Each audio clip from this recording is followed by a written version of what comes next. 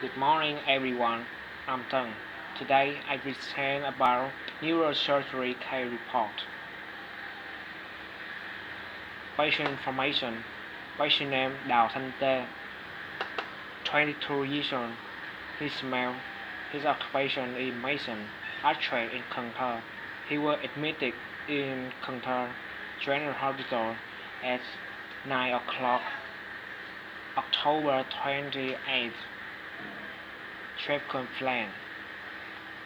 Headache after occupation accident. Present illness.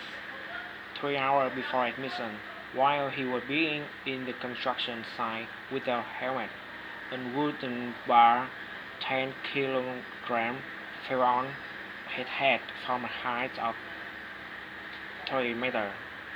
After the accident, he fell down but still walked, was able to sit up and felt pain in the right temporal area, no deforming, no bleeding, no convulsion, no weakened extremities.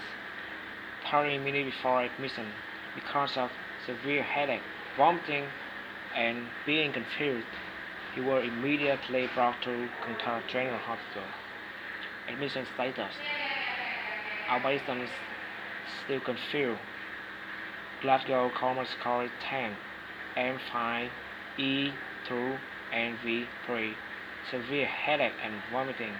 Swelling in temporal area 3 times 4 centimeters in right side.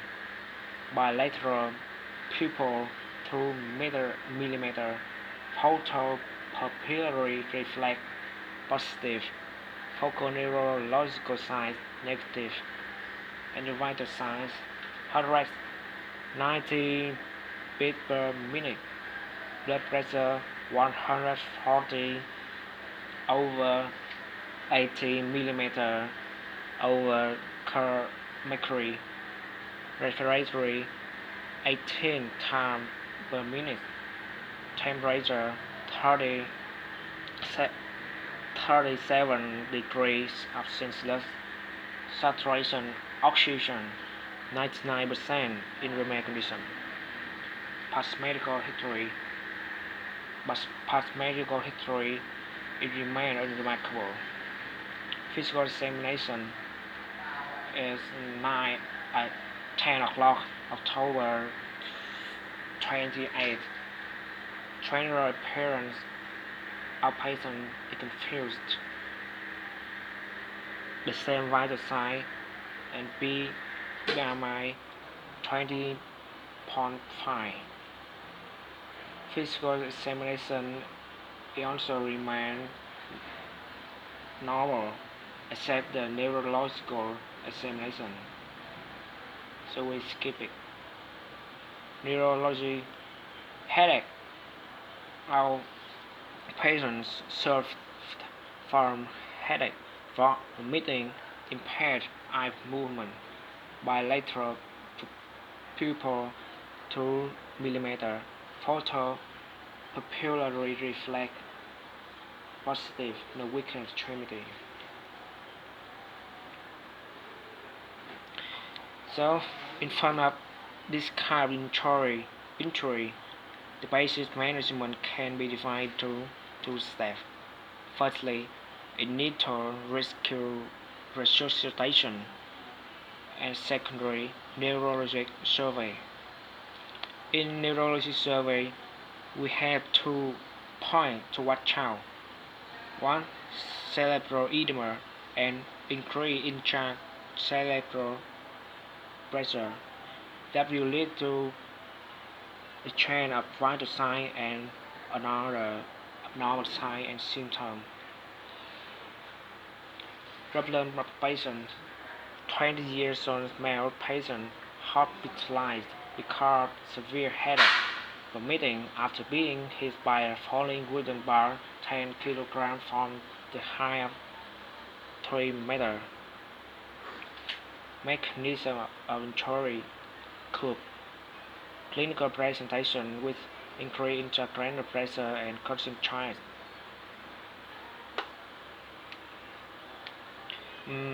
Based on our textbook, there's a lot of signs and symptoms sign symptom test that can help assess the patient, but you cannot apply all of these tests in on most cases. So, so I suggest you to know that the glaucoma score and the pupil reflex and sign can help us assess rapidly the state of patient. If bleeding inside our head, you cannot take a look, but they may tell you what's happening inside your head. The picture shows the signs and symptoms of increased intracranial pressure, and our patient have impaired eye movement, headache, vomiting, and increased systolic blood pressure. So, why we don't see another symptom? Because the progression of hemorrhage is not too fast and patient came to hospital quickly. In other hands, Golden Child had three sides, but we only see one of them. Why? Because because patient is in the early periods of increased intracranial pressure, general evidence of herniation, brain herniation. Yeah. Assessment.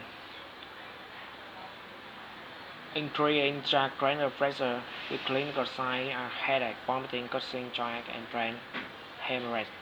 So we should check MS brain elasticity in the after admission to diagnose, locate, and measure the hematoma. Although they are not evident in ipsilateral cranial three nerve, third nerve, contralateral hemiparesis, or any other lesion of brain, we still consider it a life-threatening condition. Once the management of ABC researches agitation is in hand, immersion operation is on the way. Bilateral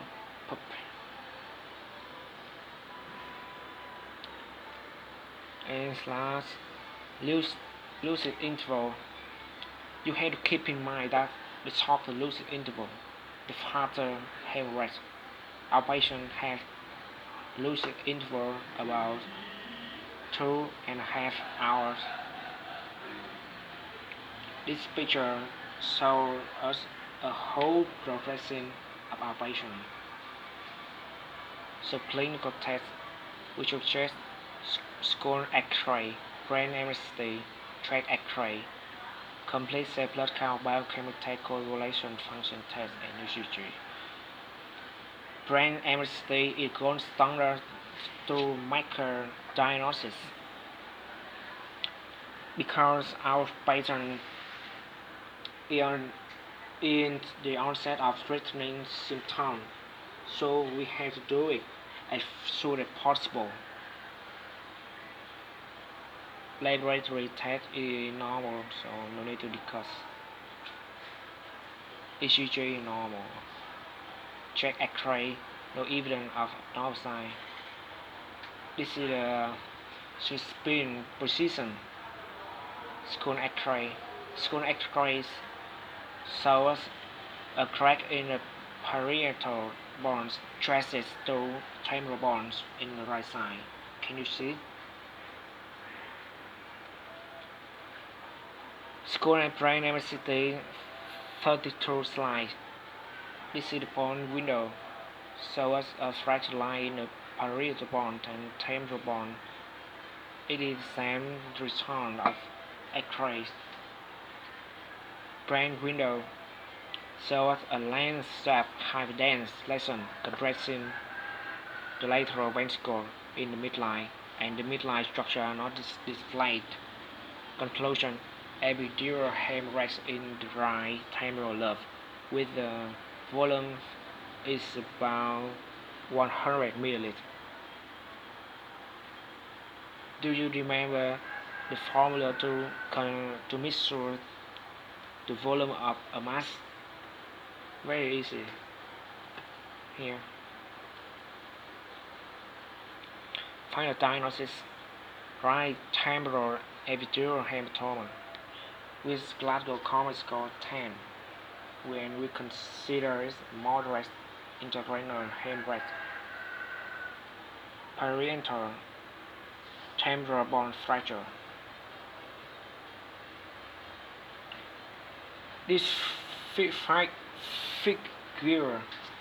shows several specific treatments for several kind of hemorrhage, and our patient has epidural hemorrhage. So the systolic PP goals have to greater than 100.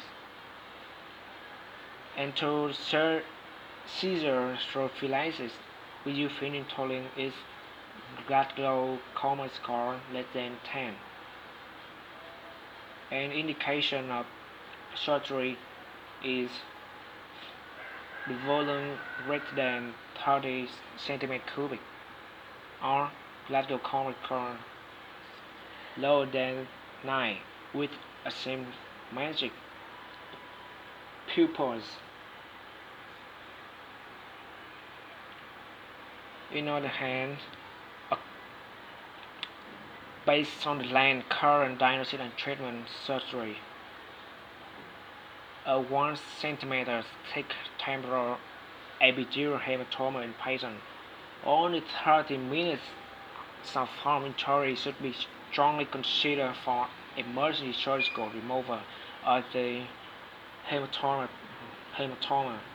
prior to care of the injury not immediately threatening to the ABC's recurrence. Treatment and plan.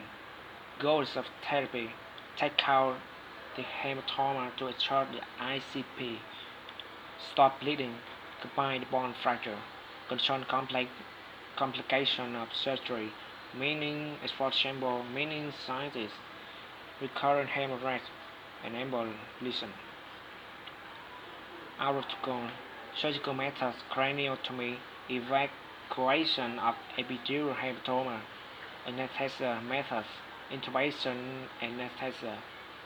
Patient lie on the left side, heart source incision 20 cm, split the subcutaneous tissue layer, so we can observe a long crack from temporal to occipital.